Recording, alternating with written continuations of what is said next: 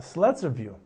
The Mishnah in the previous daf mentioned several cases of kasav la neder shvua ein li'alayich ein yachal hashbia. A husband who absolved his wife from making a vow or oath cannot later compel her to make an oath. The Gemara explains that there are two possible oaths from which he absolved her.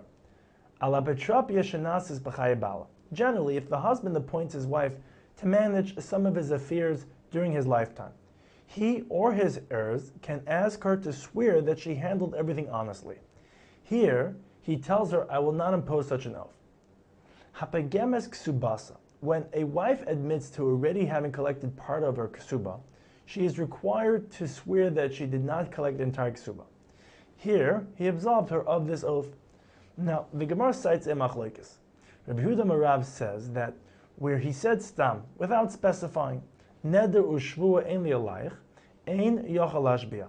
He absolved her only of the shvua of apitropia shenasis b'chaye bala, because he causes it. He wants to eliminate suspicion. Therefore, he tells her, I will not ask you for this oath. I will not suspect you of wrongdoing. However, he did not mean to absolve her of the shvua of pagemis ksubasa, because she causes it. Since she received part of her ksuba, it's reasonably possible that she received all of it. Therefore, he does not feel compelled to absolve her of this oath. Rav Nachman Amar Rabbi Baravua says that it also includes pagemis ksubasa, because usually she asks him to absolve her of this oath, because demaska adaita dilma mitzrucha li zuzi v'shakilnu miksubasai v'hamala kosavli deloy mishbasli. She anticipates that she may need to collect some of her ksuba for need of money. Therefore, she asks him to absolve her from this oath, and as Rashi explains, Patra Mikol Shavua, he's an absolves her from all possible Shavuos. Rashi says that Rabbi Yehuda Marav agrees that Pagemis Ksubasa is also absolved from a Shavua, because as Rashi explains, Shavua al Yidei Nechasav Ba'ala, he absolved her from any Shavua related to his estate. Rashi explains that the statement of Rabbi Yehuda Marav, Ala Betrapia Shenasas B'chaye Bala, was referring to the following ruling of the Mishnah. Halcha mikever baila lebeis avia, oisha chazru lebeis chamel, v'loy nasas abetrapia, ein ha-yershin meshbiya noisa. If she went to her father's home directly from her husband's burial, in which she certainly did not manage his affairs anymore after his death, or she returned to her father-in-law's home, which is her husband's home, but did not continue to manage those affairs, the yershin cannot compel her to make an oath regarding her management during her husband's lifetime, because Patra Mikol Shavua, he had absolved her from the oath. However, Vim Nasis Abetrapya, Hayershin Mashbin Oisal La'asid Lava, Ve'e Mashbin Oisal Masha'avar. If she did continue to manage after her husband's death, the Yershin can compel her to swear about her subsequent dealings when it was theirs, but cannot compel her to swear regarding her previous dealings during her husband's lifetime, because then it belonged to their father who had absolved her. At what point does it change from al masha avar to al ha'asad lava? Rabbi Yehuda Marav explains, al habetrapia shenasas b'chaye habal. Al masha avar refers to chaye habal, when he was alive, because it was nachas of his assets. However, ben misa likvura mashbi'in Allah, al ha'asad lava refers to immediately after his death, even before burial, because at that point it was no longer nachas of, it was their assets. It already belongs to the Yarshim. Rav Masna disagrees and says, Afela ben misa lekvura, loy mashbin Allah. The Yarshin cannot compel her to swear about her dealings between his death and burial either, because lekvura mizavninon b'loach rasta. She is permitted to sell his estate for burial costs without publicizing the sale. As Rashi explains, she must have undersold some of the estate to obtain funds for his burial, and she would be compelled to swear falsely.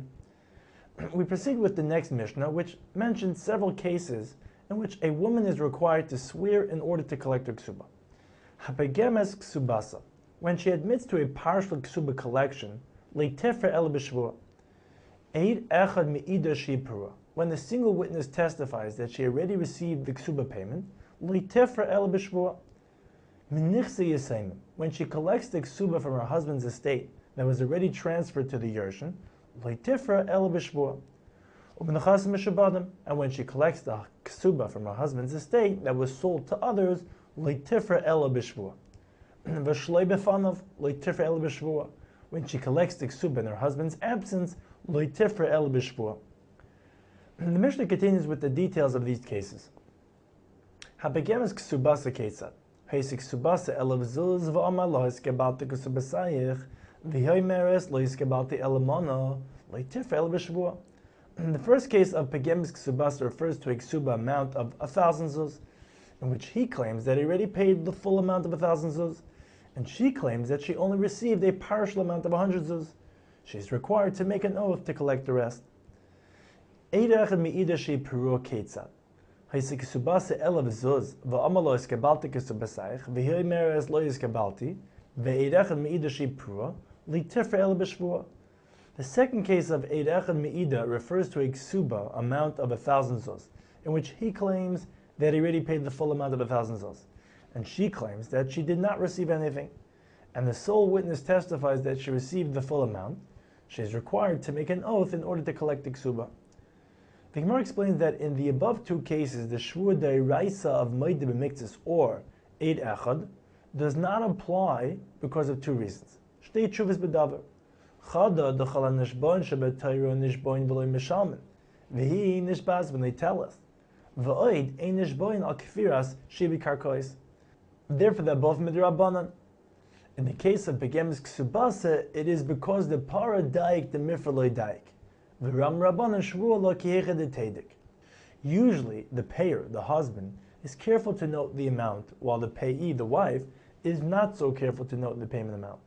Therefore, the Chacham impose a shvua which compels her to recall the payment amount. In the case of Eid Echad Me'idah Sheprua, it is Kedei Lahafiz Dait Shel Baal, to pacify the husband in his claim. The next three cases have the same reason. Min nechasim mishabadim ketzad. Mocha nechasav la'acherim, v'hi nefras min ha'lekuchais, le'tifra el b'shvua. The third case of nechasim mishabadim is when he sold his properties, and she wishes to confiscate his assets from the lekuchais. Menechsi yisayim ketzad, meis v'hinech nechasav li'yisayimim, v'hi nefras min ha'yisayimim, le'tifra el b'shvua. The fourth case of Nechsi Yisayim is when he died, and his estate transferred to the Yarshim inheritors, and she wishes to collect her ksuba from the Yarshim. V'shalei b'fanav ketzad, halach l'lemdin sayam v'nefras shalei b'fanav, and nefras el b'shvua.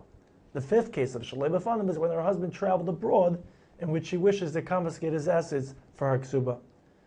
In all these three cases, she is required to swear in order to collect her ksuba because, as Rashi explains, since the husband would be entitled to request a shvua shalei pratich, swear that I have not paid you already. Therefore, ta'aninon lekuchais, ta'aninon liyasmi, ta'aninon loy. The Bezdin defends and makes this claim in behalf of the buyers or his children or for him in his absence.